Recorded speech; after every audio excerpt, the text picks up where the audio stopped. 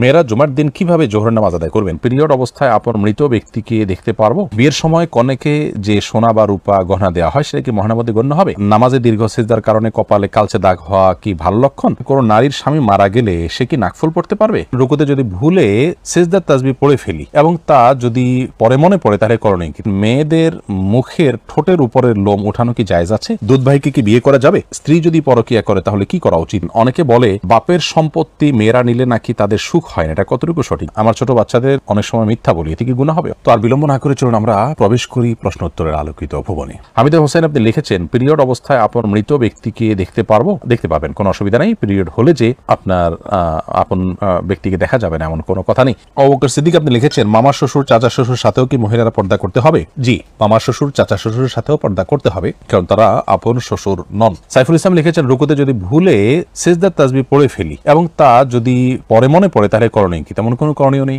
খেয়াল রাখতে হবে সামনে থেকে যে সিজদা এবং রুকুতে নবী করিম সাল্লাল্লাহু আলাইহি সাল্লামের তাসবিহর ভাষ্য ভিন্ন ভিন্ন ছিল, বিধায় সেই বিষয়গুলো খেয়াল রেখে করব, কিন্তু কখনো উলটপালট হয়ে গেলে তাতে সালাতের কোনো ক্ষতি হবে না, সালাত হয়ে যাবে ইনশাআল্লাহ বিদিনিল্লাহ। এরপরে এমনি রাজু আপনি লিখেছেন, অনেকে বলে বাপের সম্পত্তি মেয়েরা নিলে নাকি তাদের সুখ হয় না, এটা কতটুকু সঠিক? এটা পুরাটাই পুরুষ শাসিত সমাজে আপনার পুরুষদের বানানো ফতোয়া, যে ফতোয়ার কোনো ভিত্তি কোরআন হাদিসে কোথাও পাওয়া যায় না, বরং এটা বোনদের সম্পদ আত্মসাৎ করার জন্য শয়তানের শিখিয়ে দেওয়া টোপ। বাপের সম্পত্তি দিয়ে ছেলে লাভবান হতে পারবে, কিন্তু মেয়ে নিলে বরকত হবে না। ব্যাপারটা এরকম হয়ে গেল যে পাওনাদারকে আপনি বললেন, ভাই আপনি পাওনা টাকা নিলে কিন্তু আপনি শেষ হয়ে যাবেন, আমার কাছে থাকলে ঠিক আছে। তো এটা এক ধরনের ভাওতাবাজির কোনো ভিত্তি নেই।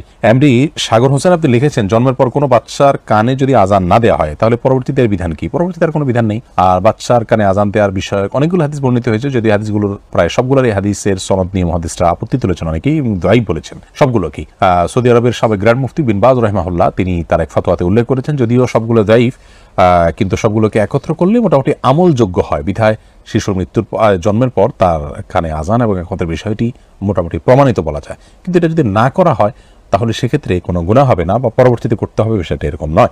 রিয়াজ আল সিদ্দিক আপনি লিখেছেন, স্বামী স্ত্রী একসঙ্গে তাহাজ্জুদের নামাজ আদায় করতে পারে কিনা? পারবে, কোনো অসুবিধা নেই। যদি জামাতের সাথে আদায় করতে চান, পুরুষ সামনে স্ত্রী পিছনে দাঁড়াবেন, বাকি পাশাপাশি দাঁড়িয়ে যার নামাজ তিনি আদায় করতে পারেন, কোনো অসুবিধা নেই। মোশাররফ শিকদার আপনি লিখেছেন, নামাজ 5 ওয়াক্ত আদায় করি কিন্তু খারাপ ভিডিও দেখা ছাড়তে পারি না, আমার করণীয় কি? খারাপ ভিডিও আপনি কোথায় দেখেন? সোশ্যাল মিডিয়াতে দেখেন, তাহলে সেগুলো থেকে নিজেকে দূরে সরে ফেলবেন, অ্যাপ ডিলিট করে ফেলবেন, আনইনস্টল করে ফেলবেন এবং নেট ব্যবহার ছেড়ে দিবেন, অ্যান্ড্রয়েড সেট ব্যবহার করা ছেড়ে দিবেন।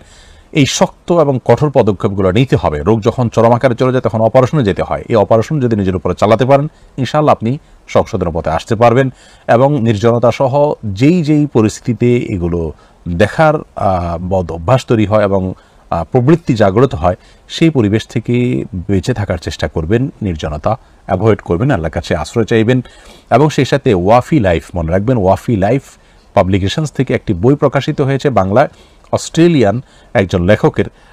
সেই বইটি পড়লে ইনশাআল্লাহ বিদিনিল্লাহ এই জাতীয় এডিকশন থেকে আপনি বেঁচে থাকতে পারবেন। বইটি অত্যন্ত ভালো এবং আপনার দারুণ কিছু টিপস দেওয়া হয়েছে। যিনি লিখেছেন তিনি কোনো মুসলমান নন, কিন্তু বইটি অসাধারণ এবং এই জন্য খুব বেশি আপনার উপযোগী। তাসলিমা আমরা আপনি জানতে চেয়েছেন, আমার ছোট বাচ্চাদের অনেক সময় মিথ্যা বলি, এতে কি গুনাহ হবে? অবশ্যই গুনাহ হবে। বাচ্চাদের সাথে মিথ্যা বলা জায়েজ নয়, বড়দের সাথে যেমন না জায়েজ, বাচ্চাদের সাথে তেমন না জায়েজ। বাচ্চাদের সাথে মিথ্যা কথা বললে তাদের সাথে আপনি প্রতারণা করলেন, আবার মিথ্যা কথা বললেন এবং তারা এখান থেকে মিথ্যা শিখবে, মিথ্যা তাদের কাছে স্বাভাবিক মনে হবে, এজন্য এটি তাদের সঙ্গে করা জায়েজ নয়। এরপরে ফারুক আহমেদ খান আপনি লিখেছেন, বিয়ের সময় কনেকে যে সোনা বা রূপা গহনা দেওয়া হয় সেটা কি মহানার মধ্যে গণ্য হবে? এটা মহানার ভিতরে গণ্য করতে চাইলে মহানার মধ্যে গণ্য করা যাবে, তবে মহানার হিসাবে দিতে হলে অবশ্যই বিয়ের সময় দেওয়ার সময় তাকে নিয়ত করে দিতে হবে, যেটা মহানা হিসাবে আমরা দিলাম, এবং জানিয়ে দিতে হবে। যদি মহানা হিসাবে তিনি গণ্য না করেন, এমনি উপঢৌকন হিসাবে দিয়ে থাকেন, তাহলে তো সেটি চলে গেল।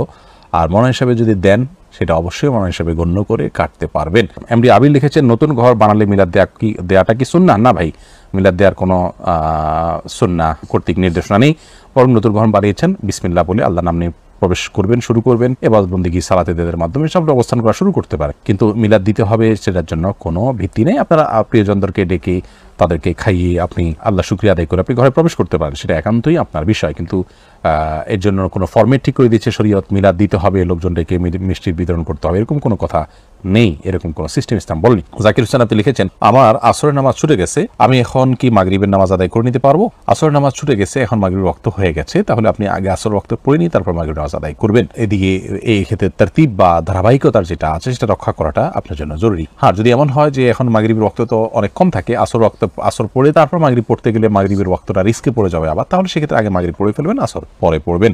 এমডি হাসান মল্লিক আপনি লিখেছেন, আপনার কাছে আমার একটি প্রশ্ন, স্ত্রী যদি পরকীয়া করে তাহলে কি করা উচিত? স্ত্রীকে পরকীয়া থেকে দূরে সরাবার জন্য উদ্যোগী হওয়া উচিত, তাকে বোঝানো উচিত, অভিমান করা উচিত, শাসন করা উচিত, তৃতীয় পক্ষের সহায়তা নেওয়া উচিত, উভয় পক্ষের অভিভাবকদের মাধ্যমে তাকে সংশোধন করার জন্য উদ্যোগ নিতে হবে, যাকে দিয়ে বোঝানো সম্ভব হয় তাকে দিয়ে বোঝাতে হবে, এবং তার সাথে সাময়িক সম্পর্ক ছিন্ন করে শাসন করলে, তা থেকে দূরে থাকলে, বিছানা পৃথক করে করলে, অর্থাৎ যত রকমের প্রেশার দেওয়া যেতে পারে সেগুলো দিয়ে তাকে সংশোধন করা যেতে পারে, সেটি করবেন। যদি সেগুলোর কোনো কাজ না হয় তাহলে সেক্ষেত্রে তাকে বয়কট করার এখতিয়ার স্বামীর আছে, অর্থাৎ তাকে তালাক দেওয়ার সুযোগ আছে, কিন্তু সমস্ত স্টেপগুলো চলে যাবে, আসার সমস্ত দুয়ারগুলো প্রায় বন্ধ মনে হবে। এরকম হয়ে গেলে তখন সেই পর্যায়ে গিয়ে এই তালাক বা বিচ্ছেদের দিকে তারা হাঁটতে পারেন। কিন্তু এরকম পরিস্থিতিতে যদি তারা সম্পর্ক টিকিয়ে রাখেন তাহলে সেক্ষেত্রে সেটা গুনাহের কারণ হবে না, বা পরকীয়া লিপ্ত হলেই সম্পর্ক অটোমেটিকলি ছিন্ন হয়ে যাবে, স্বামী স্ত্রীর ব্যাপারটা সেরকম নয়। সীমা আক্তার লিখেছেন, কোনো নারীর স্বামী মারা গেলে সে কি নাকফুল পড়তে পারবে? পারবে, কোনো অসুবিধা নেই। নাকফুল পড়লে সমস্যা হবে, বা জীবিতরা, স্বামী জীবিত আছেন, নাকফুল না পড়লে স্বামী মারা যাবেন, এই সমস্ত কথা আমাদের সমাজে প্রচলিত আছে। এগুলো একান্তই ভিত্তিহীন এবং ভ্রান্ত কথা, যেগুলোর কোনো ভিত্তি কোরআন হাদিসের কোথাও নেই। একজনের নাকফুলের আপনার দায় আরেকজনের উপরে আসবে, একজন না পড়লে আরেকজনকে সেটা দায় নিতে হবে, এরকম কোনো কথা নেই, এবং এগুলো নিছকই আমাদের মন গড়া বানানো বিষয়। ফারজানা আলম আপনি জানতে চেয়েছেন, মেয়েদের মুখের ঠোঁটের উপরের লোম ওঠানো কি জায়েজ আছে?